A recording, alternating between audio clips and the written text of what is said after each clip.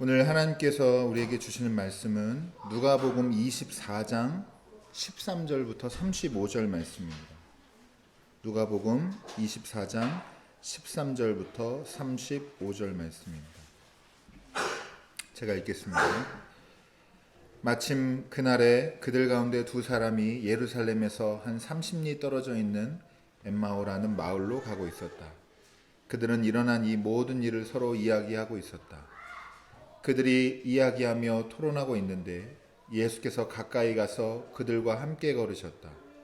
그러나 그들은 눈이 가려져서 예수를 알아보지 못하였다. 예수께서 그들에게 물으셨다. 당신들이 걸으면서 서로 주고받는 이 말들은 무슨 이야기입니까? 그들은 침통한 표정을 지으며 걸음을 멈추었다. 그때 그들 가운데 하나인 글로바라는 사람이 예수께 말하였다. 예루살렘에 머물러 있었으면서 이 며칠 동안에 거기에서 일어난 일을 당신 혼자만 모른단 말입니까? 예수께서 그들에게 물으셨다. 무슨 일입니까? 그들이 그에게 말하였다. 나사렛 예수에 관한 일입니다. 그는 하나님과 모든 백성 앞에서 행동과 말씀에 힘이 있는 예언자였습니다. 그런데 우리의 대제사장들과 지도자들이 그를 넘겨주어서 사형 선고를 받게 하고 십자가에 못 박아 죽였습니다.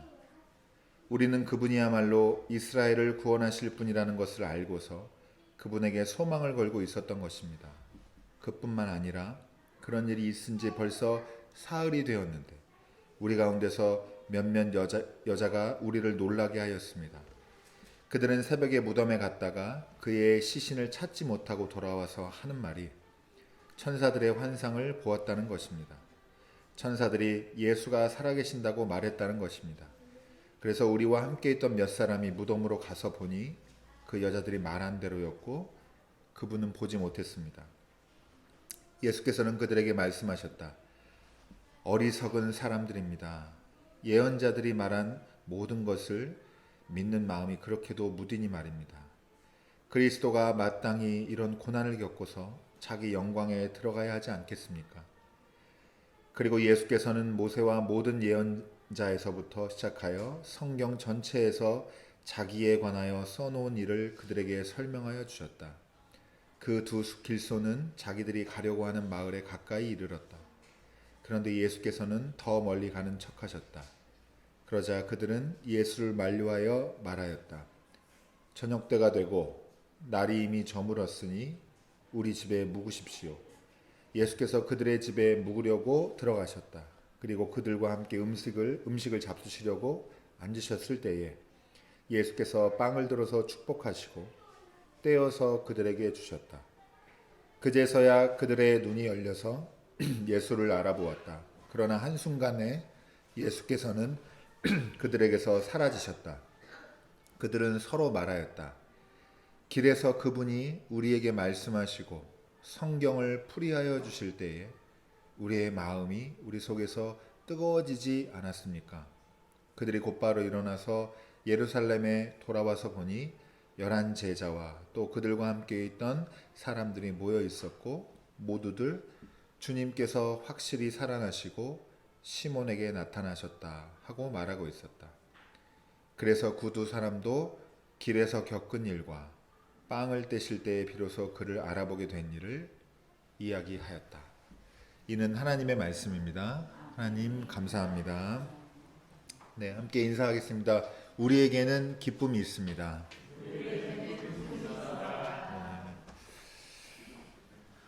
우리에게는 기쁨이 있습니다. 가장 오래되고 또 가장 중요한 부활절 보내고 있고요. 매 주일은 교회에서 계속 작은 부활절로 여기면서 예배를 드리고 또 지켜왔습니다. 이 큰 부활절의 이 시기에 작은 부활절 더 특별하게 여러분 은혜 받으시고 그리고 다른 모습으로 다시 사는 여러분들 되시기를 주님의 이름으로 축원합니다. 오늘 말씀의 제목은 다른 방식의 배움이고요. 누가복음 24장 13절부터 35절까지 말씀 가지고 부활절 셋째 주일 말씀을 함께 나누겠습니다. 먼저 오늘 나눌 말씀은요. 그 전에 이제 제가 한 2주 정도는 다른 말씀들 때문에 이제 좀 여유가 없어서 부활절에 대한 설명을 조금 미뤄왔는데 간단히만 한번 말씀을 드리도록 하겠습니다. 그리스도의 부활은 기독교 초기부터 신앙생활의 정점이었고, 그리고 교회력의 모든 절기의 그 기준점이 됩니다. 여기서부터 부활절부터 다 하는 건데요. 지금의 부활절 날짜를 어떻게 정하게 됐냐 하면은, 여러분 이제 그 한두 번 제가 말씀드려서 기억하시는, 어렴풋이 기억하시는 분도 있겠지만, 니케아 공의회라고 하는 325년에, 진짜 까마득한 옛날이죠. 지금부터 지금 2023년이니까 거의 뭐 1700년 전쯤에, 그때 교회가 모여가지고 춘분 후에 만월 지난 첫 번째 일요일을 부활절로 지키기로 약속을 했습니다. 이렇게 제정되기까지는, 여러분 이제 예수님이 십자가에 달린 사건을 보통 역사가들이 말할 때 AD 한 30년쯤으로 보거든요. 그래서 예수님 나이도 그렇게 추정하고 하는 건데, 근데 그게 뭐 사실이 아니다 하여튼 좀 확정하기 어려운 부분이 있는데, 어쨌든 그 이후로 한 300년 가까이 부활절 날짜가 정해지지 않았다는 거예요. 그러니까 무슨 말이냐면, 쉽게 말하면 엄청나게 혼란스럽고 싸움이 많았습니다. 논란이 많았습니다. 그래서 이 동방교회, 성경에서 말하는 뭐 에베소 교회나 이런 데가 동방교회고요. 그다음에 그쪽, 그리고 이 서방에 있는 로마 교회, 여기 두 개가 날짜 해석하는 방법이 달라가지고 부활절을 제정을 못하고 있다가, 이제 이렇게 절충안으로 인할 춘분 후에 만월 직후에 오는 첫 번째 일요일, 이걸 이제 부활절로 지키기로 했습니다.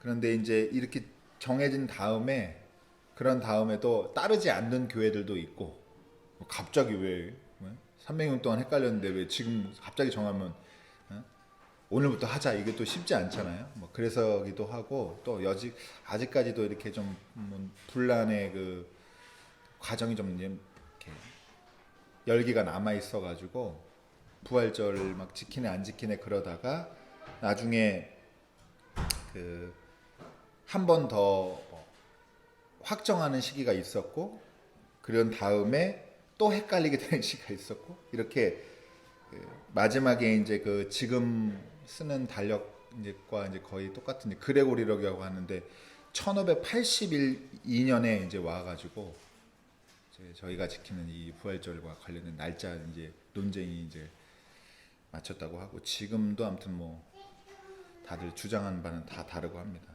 그래서 어쨌든 이 부활절이 모든 교회력과 또 우리 신앙의 기준점에 있다, 출발점에 있다라는 건 여러분 다시 한번 기억해 주시면 좋겠고, 날짜는 사람들이 이게 정하다 보니까 이래요.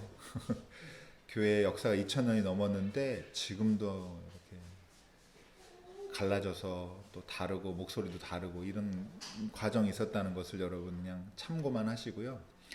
그 다음에 이제 달걀을 왜 나눠주냐, 제가 이걸 찾아봤는데 찾아보고 깜짝 놀랐어요. 그러니까 전에 제가 달걀 나눠주는 일을 알고 있었거든요. 전쟁에 나간 뭐 남편을 기다리는 부인이 뭐, 이것도 하나의 설이고, 이런 설이 어마어마하게 많더라고요. 제가 찾아온 것만 몇 가지 말씀드리면, 달걀 자체가 부활을 상징한다, 이렇게 아래서 깨고 하는 그런 것 때문에 그럴다는데, 그런 설이 있고, 이 십자군 전쟁에서 일어났던 이런 연관성 말하는 설이 있고, 또 뭐 원래는 토끼를 해야 되는데 토끼를 대체하기 위해서 달걀했다는 설도 있고, 그다음에 구레네에서 이제 그 기적이 일어나는데 그 기적에 때문에 달걀을 사용한다는 뭐 얘기도 있고, 아무튼 엄청 많아요.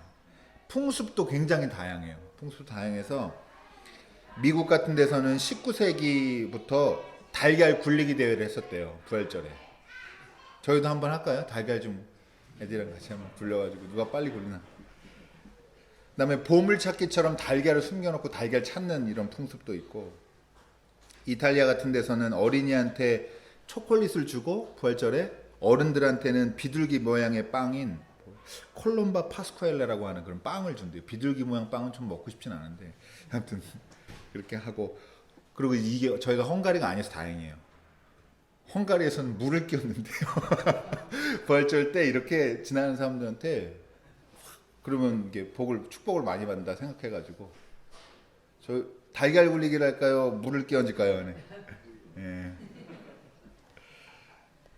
그리고 이제 그 천주교의 기록에 남아 있는 거는 1800년 그냥 4월에 그 마을에서 그 부활절에 개를 잡고 술을 많이 장만해서 이웃에 사는 몇 명 교우들과 함께 길가에 모두 모여 알렐루야와 부활 삼종경을 외고 나서 바가지를 두드려가며 기도문을 노래했다, 이런 기록도 남아있대요. 뭐 보편적인 교회의 기록이냐 말하기는 어렵지만 핵심적인 건 이건데요. 달걀만 가지고도 너무 이제 그 설이 여러 가지여서 이것 때문이다 말할 수 없다는 거 하나랑, 두 번째로는 이게 중요해요. 모든 문화와 모든 나라에서 부활절을 축제로 만들어서 기억했다고 하는 걸 여러분 기억하시기 바랍니다. 예, 저희는 축제 문화가 많이 없는 편에 속한 나라거든요. 그나마 이제 4월달 되니까 저희도 지역 축제 막 열리고 그러는데, 어쨌든 부활절이 오랫동안 이 기독교 문화권에 있는 나라들의 사람들한테는 되게 중요한 축제였고, 그날 마음껏 기쁨과 환희에 가득 차 있었다라고 하는 거, 이 시기에 여러분 기억하시길 바랍니다. 그래서 제가 시작할 때도 그렇게 인사 나눈 건데, 여러분 부활의 기쁨을 누리시기 바랍니다. 부활절 때는 좀 의무적으로 기뻐하세요. 네. 의무적으로 기쁘려고 노력하시고, 기쁘지 않으려고 하는 마음과 자꾸 이렇게 좀 그런 스위치를 자꾸 내리고 힘있게 같이 노력해서라도 기쁨을 찾으시길 바랍니다. 자, 이제 그럼 오늘 본문을 간단히 말씀 나누겠는데요. 오늘 본문은 누가복음 24장인데, 누가복음 24장은 예수님이 부활하신 다음에 승천하시기 전까지 40일 정도 머무시게 됐는데, 이 40일에 관한 기록 중에 하나예요. 그리고 오늘 본문에 속해 있는 건 아니지만, 오늘 본문 포함해서 가장 중요한 메시지 하나는 오늘 읽은 24장 45절에 있습니다. 그 읽은 본문 뒤에 있는 45절에 뭐라고 되어 있냐면, 그때 예수께서는 성경을 깨닫게 하시려고 그들의 마음을 열어주시고, 이렇게 기록되어 있거든요. 그러니까 여러분, 제가 정리하면 부활절은 크리스천들에게 기쁨의 계절입니다. 그리고 두 번째로는 성경을 깨닫고 마음이 뜨거워지는, 그러니까 좀 다른 표현으로 하면 마음이 열리는 때임을, 우리 돌 같은 마음이, 굳어졌던 마음이 부드럽게 되고, 그래서 하나님의 말씀을 더 깨닫게 되는 그런 계절로 여러분 기억하시면 좋겠습니다. 이 부활의 기쁨과 또 성경을 알게 되는 이 축복이 여러분에게 임하길 다시 한번 축복하고요. 오늘 내용 읽어보시면 아신 것처럼 글로바라고 이름이 한 명은 기록되어 있는데 한 명은 익명으로 되어 있는데, 이 두 제자가 예루살렘에서 낙담해가지고 엠마오라고 하는 한 11km 떨어진 이곳으로 도보로 이제 이동을 하고 있었는데, 이 여정에서 대화를 하면서 얼마나 할 말이 많겠어요. 그래서 얘기를 하고 가고 있는데, 이때 놀라운 일이 일어나는데, 부활하신 주님이 이들과 동행을 하십니다. 모른 채 하시면서. 근데 여기 이제 성경에도 표현된 것처럼 그들이 눈이 가려져서 예수님을 못 알아봤다, 이렇게 되어 있어요. 그러니까 지난주일 본문에는 문을 닫아 걸고 숨어있던, 유대인들이 무서워서 문을 닫아 걸고 있던 제자들의 모습, 그러니까 그들을 표현하는 대표적인 단어 또 혹은 감정이 겁에 질렸다, 두려움이다, 공포다, 이렇게 얘기할 수 있는데, 이 엠마오로 가는 두 사람의 공통점은, 특징은 눈이 가려져 있다라고 하는 겁니다. 눈이 가려져 있다는 건 무슨 말이에요?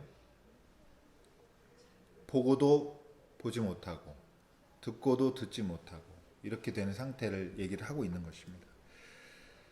예수님이 더 좀 짐짓 모른 채로 여쭤보세요. 무슨 일이 일어났는데 이렇게 무슨 얘기를 이렇게 대화를 재밌게 나누시냐, 이렇게 물어봐죠. 그랬더니 침통한 표정이 돼가지고, 그리고 이렇게 아무것도 모르는 나그네와 같은 이 사람을 못마땅하게 여기는 그런 마음으로, 아니 그걸 몰라요? 네? 아주 난리가 났었는데 하면서 나사렛 예수에 관한 얘기입니다 하면서 쭉 설명을 하죠. 근데 여러분, 이제 우리는 다 알고 있는데 진짜 모르는 사람은 누구예요? 제자들이죠. 글로바와 제자들은 진짜 모르고 무슨 일이 일어난지 제대로 모르는 거고, 보고도 알지 못하는 거고, 보지 못하는 거고, 예수님은 모든 것을 알 뿐만 아니라 이 일어난 모든 일의 주체이신데 이들에게 이제 질문을 통해서 이제 후에 보면은 이 사람들의 마음을 열어서 눈을 열게 하고 말씀을 깨닫게 하시려고 이렇게 대화들을 주고받게 됩니다. 그래서 나중에는 예수님이 쭉 설명을 듣고 나서 답답하신 마음에 나무라시면서 성경에 쓴 바 자기에 관한 것을 자세히 설명해 주십니다. 나중에 이 사람들이 이것 때문에 가슴이 뜨거워지지 않았냐, 우리 속에서 막 뜨거운 게 막 생기지 않았느냐 고백도 하게 되는데, 결과적으로 나중에 예수님과 함께 식사하는 자리에서 가려있던 눈이 뜨게 됩니다. 여러분,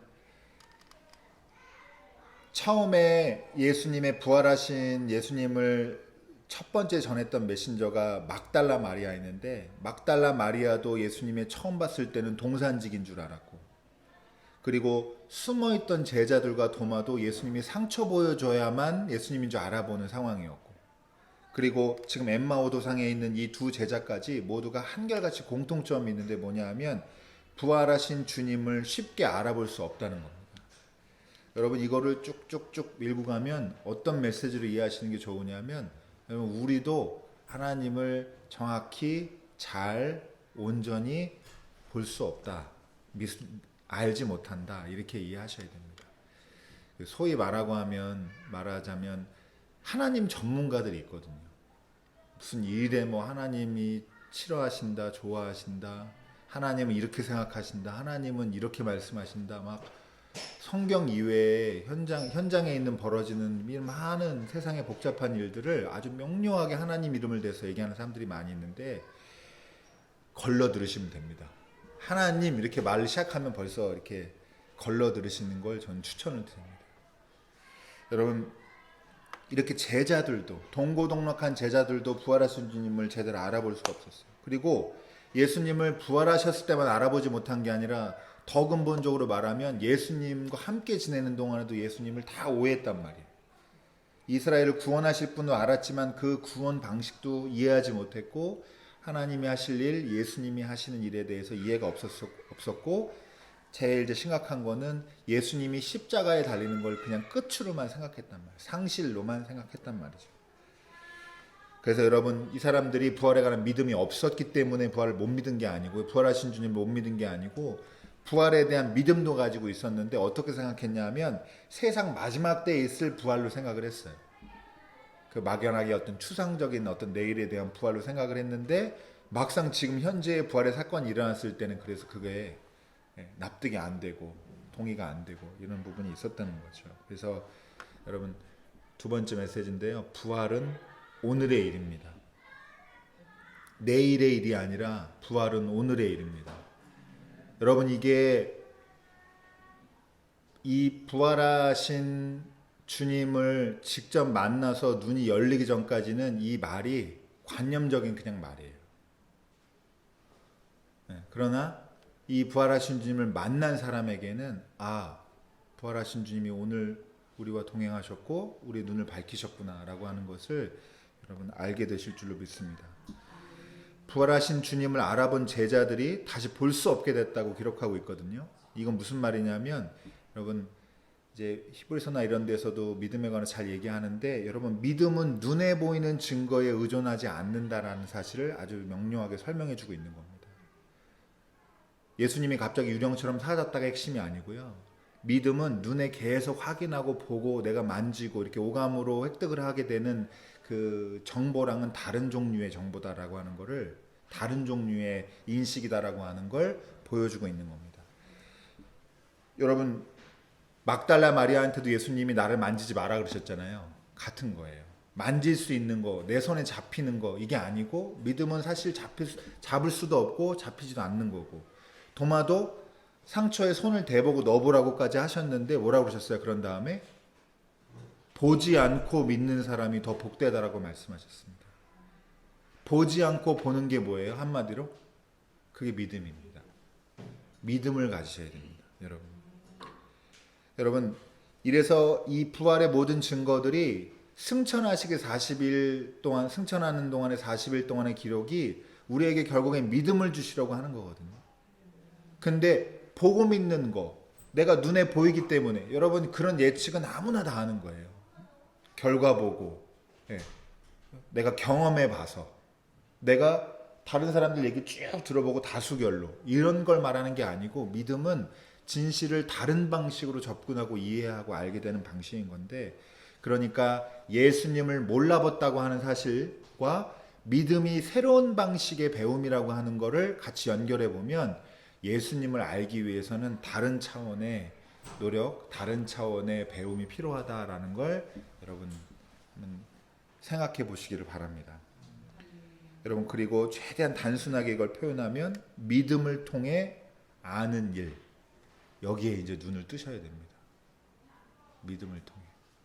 얘기를 해보면 어떤 분은 너무 현실적이어서, 또 얘기해보면 어떤 분은 너무 이상적이어서 공허하기도 하고 답답하기도 하죠.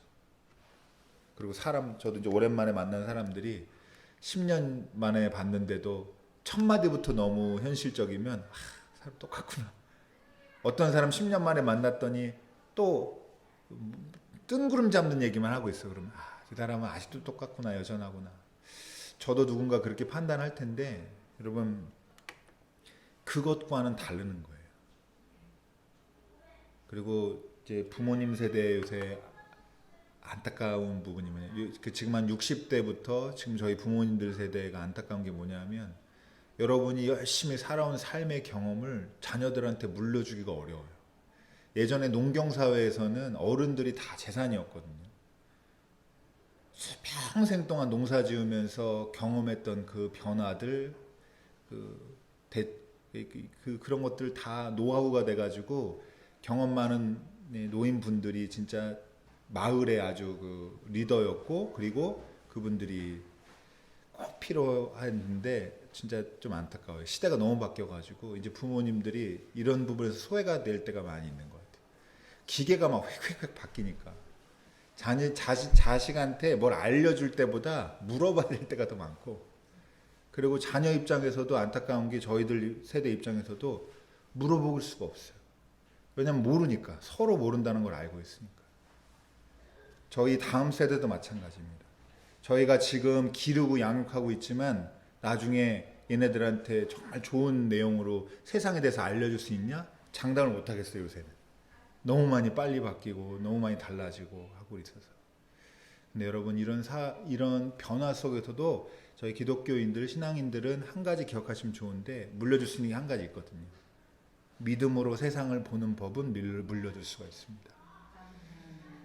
무슨 박사가 아니어도 세상 현상을 있는 그대로 학문적으로 분석해서 보는 사람이 있고, 아니면 너무 이상적으로 자기 그냥 생각대로. 제가 강의 다녀보면요, 제가 무슨 말을 해도 자기가 듣고 싶은 대로 듣는구나 라는 걸 전 진짜 피부로 느끼거든요.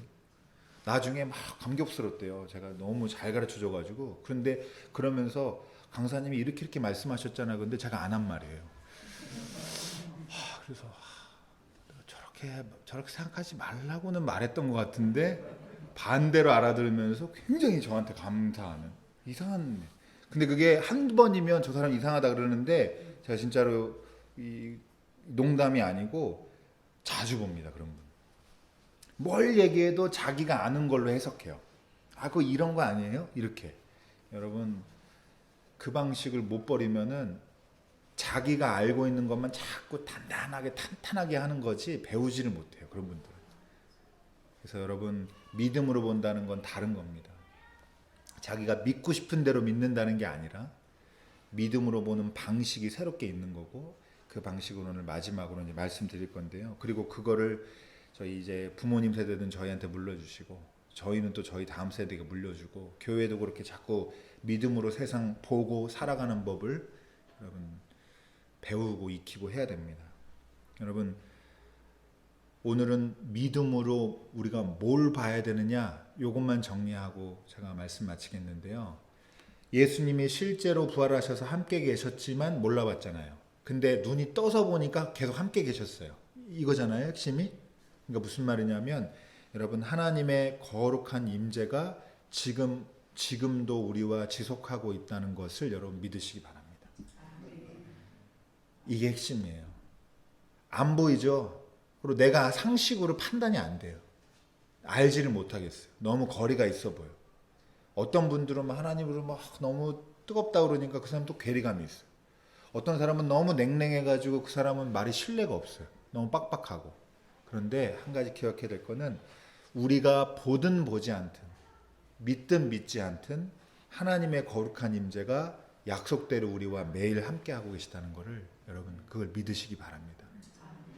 이게 언젠가 눈이 떠져서 보게 되면 그때 부활이 오늘의 일이 되는 겁니다. 여러분 부활부터 승천까지가 왜 한 흐름인 줄 아세요? 부활이면 부활이지 왜 부활부터 승천까지 요한복음도 그렇고 자꾸 승천 얘기가 나오거든요. 왜 그러냐 하면 여러분 정답을 바로 알려드릴게요. 승천해야 누가 와요?